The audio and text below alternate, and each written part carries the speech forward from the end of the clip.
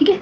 Menstrual cycle means जो भी आपकी फीमेल की बॉडी में, यूट्रस में, मेनली ओवरी में जो भी साइक्लिक चेंजेस हो रहे हैं, मतलब ओवर अ मंथ जो भी साइक्लिक चेंजेस हो रहे हैं, उन्हीं को हम क्या कहते हैं, मेंस्ट्रुअल साइकिल। ओके, तो cyclic changes in uterus and ovary of female primates, mainly ये कहाँ पे होगा, प्राइमेटा के सदस्य में होगा, प्राइमेट्स के मेंबर्स में होगा। तो प्राइमेट्स में मेनली आपका जाएगा मैन, ह्यूमन बीइंग, ह्यूमन लिख सकते हैं आप, मंकी एंड एपीज, इन तीनों में आपके ये साइकिल रन करती है, ह्यूमन बीइंग में और आपके मंकी में और एपीज में। और मंकी में भी जो ओल्ड वर्ल्ड मंकीज थे उनमें मेनली आपके ये साइकिल चेंजेस देखे जाते हैं।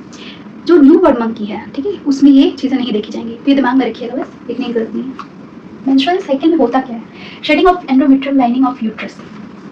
देखिए, हार्मोन्स की वजह से, मैंने आपको बताया था यूट्रस की 3 लेयर होती है, ठीक है, आप प्रीवियस लेक्चर में जाके पढ़ सकते हैं, ठीक है, पेरीमेट्रियम, मायोमेट्रियम, एंडोमेट्रियम।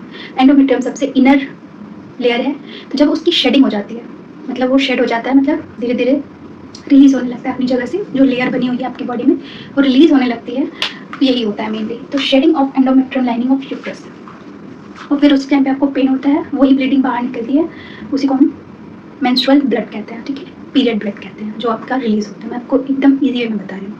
जो एंडोमेट्रियम की लाइनिंग है, कुछ हार्मोन्स की वजह से वो इंटैक्ट रहती है, लेकिन अगर वो हार्मोन नहीं बन रहा है, जैसे प्रोजेस्ट्रॉन है, मेनली प्रोजेस्ट्रॉन रोल पार्टिसिपेट करता है, प्रोजेस्ट्रॉन है, एस्ट्रोजन वहाँ पे पार्टिसिपेट नहीं कर रहे हैं, तो वो लाइनिंग क्या होगी, शेड ऑफ हो जाएगी, तो वही पीरियड ब्लड के रूप में बाहर आती है, और उसकी भाई टिश्यू आपके इंटैक्ट हो रखे हैं, वो रिलीज होंगे, तो आपको पेन भी होगा, थोड़ा बहुत डिस्कम्फर्ट भी होगा, तो वही आपको पीरियड के टाइम पे होता है। देखिए